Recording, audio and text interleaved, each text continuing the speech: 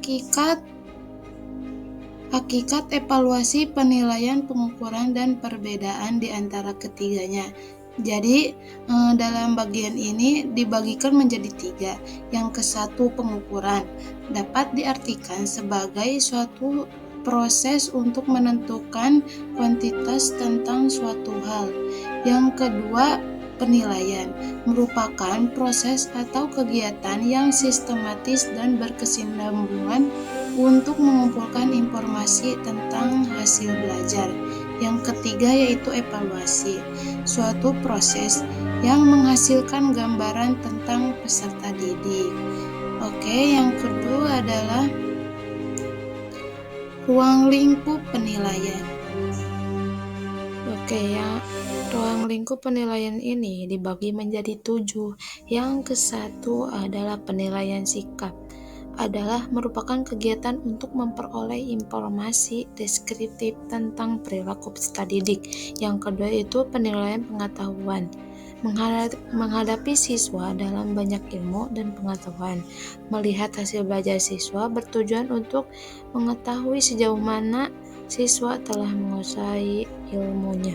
Yang ketiga itu penilaian keterampilan, bertujuan untuk memahami kemampuan siswa dalam menerapkan pengetahuan dengan melakukan tugas-tugasnya.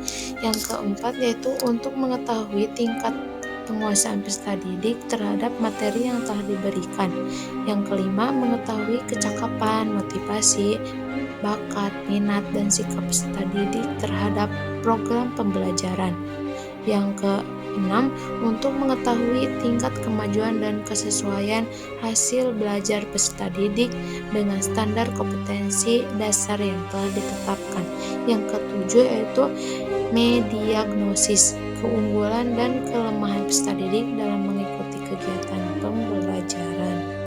Oke, yang ketiga itu adalah prinsip-prinsip penilaian. Jadi prinsip-prinsip penilaian ini dibagi menjadi 8. Yang ke-1 adalah valid, berarti penilaian yang harusnya dinilai dengan menggunakan alat yang sesuai untuk mengukur kompetensi. Yang kedua yaitu objektif, penilaiannya harus bersifat objektif. Yang ketiga yaitu adil, peserta didik dapat memperoleh nilainya secara adil. Yang keempat yaitu terbuka, penilaiannya harus bersifat transparan dan terbuka. Yang kelima itu bermakna, penilaiannya harus penilaian hasil belajar oleh peserta didik memiliki makna dan manfaat. Yang keenam yaitu mendidik, penilaian hasil belajar harus dapat mendorong dan membina peserta didik.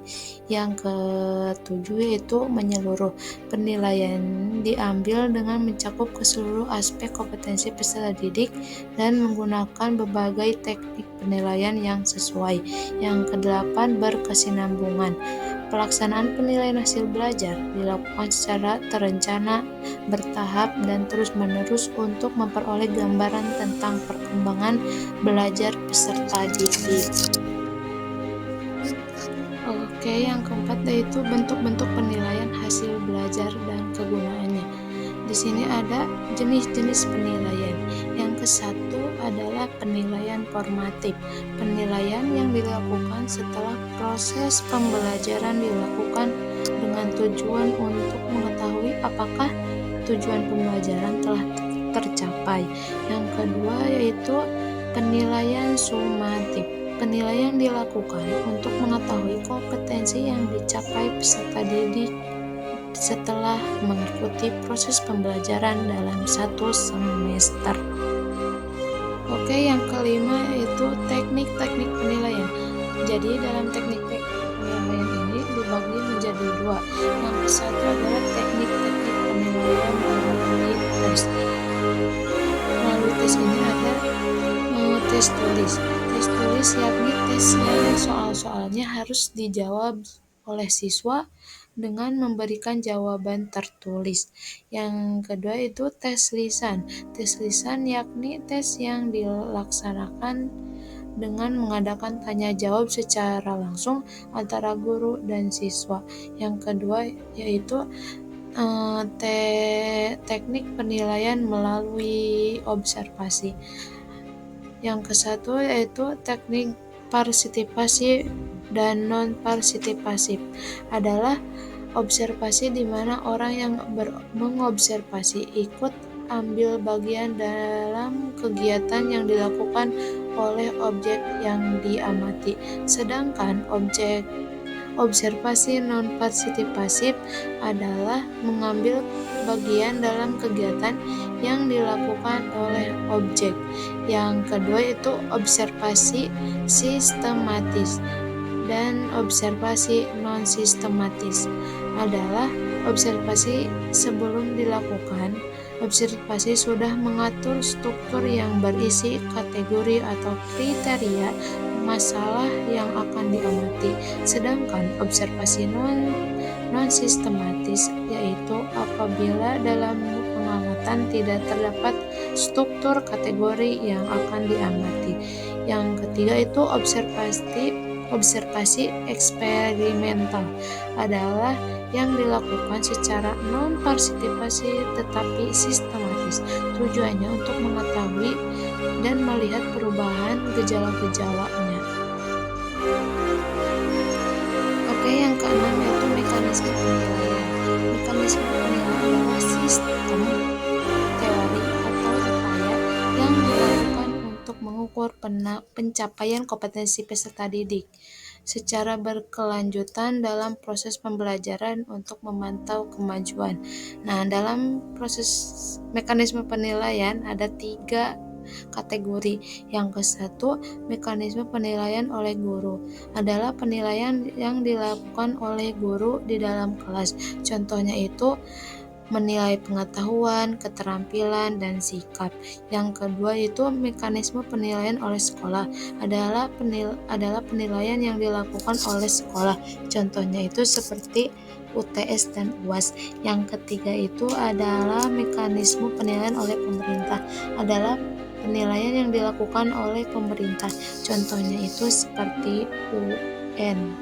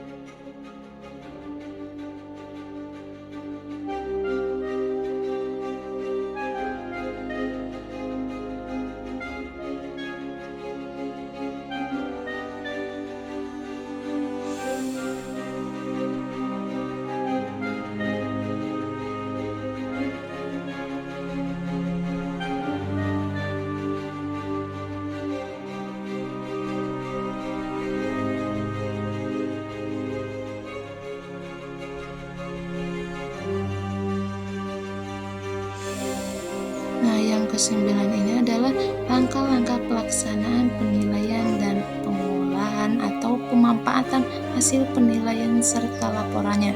Jadi dalam materi 9 ini akan dibagi menjadi 4 bagian. Oke, di sini ada langkah-langkah pelaksanaan penilaian. Salah satu bagian dalam suksesnya pembelajaran adalah bagaimana seorang guru melakukan penilaian kelas. Terdapat berbagai pedoman dalam bagaimana penilaian kelas. Dalam melaksanakannya harus memperhatikan beberapa aspek. Yang ke-1 ini adalah menetapkan indikator pencapaian kompetensi. Indikator merupakan ukuran, kriteria, ciri-ciri pembuatan atau proses yang berkontribusi menunjukkan ketercapaian suatu kompetensi dasar. Indikator dirumuskan dengan menggunakan kata kerja operasional yang dapat diukur seperti mengidentifikasi, menghitung, membedakan, menyimpulkan, menceritakan kembali, mempraktekkan, dan mendemonstrasikan. Yang kedua itu pemetaan standar kompetensi dasar dan indikator penetapan teknik penilaian. Setelah menjabarkan kompetensi dasar menjadi beberapa indikator, maka langkah selanjutnya adalah menetapkan kriteria ketuntasan setiap indikator. Rentan persentase dikriteriakan ketuntasannya setiap indikator adalah antara 0% sampai 100%. Kriteria ketuntasan ideal untuk masing-masing indikator adalah 75%. Oke, yang ketiga itu contoh alat dan persekoran dalam penilaian. Alat-alat penilaian yang digunakan guru dalam proses penilaian di sekolah dapat berupa alat penilaian standar dan alat penilaian buatan guru sendiri. Bagian aliran perilaku terdapat bahwa peralatan diperlukan bukan sebagai alat penyaji, tetapi untuk memperkuat saja. Yang keempat itu interpretasi hasil penilaian dalam menetapkan ketuntasan belajar. Nah, ada penilaian dilakukan pada waktu pembelajaran atau setelah pembelajaran berlangsung. Sebuah indikator dapat dijaring dengan beberapa soal atau tugas. Kriteria tuntas belajar setiap indikator dalam suatu kompetensi dasar atau ditetapkan secara 0% sampai 100%. Kriteria ideal untuk masing-masing indikator lebih besar dari 60%. Namun sekolah dapat menetapkan kriteria atau tingkat pencapaian indikator sebesar 50%.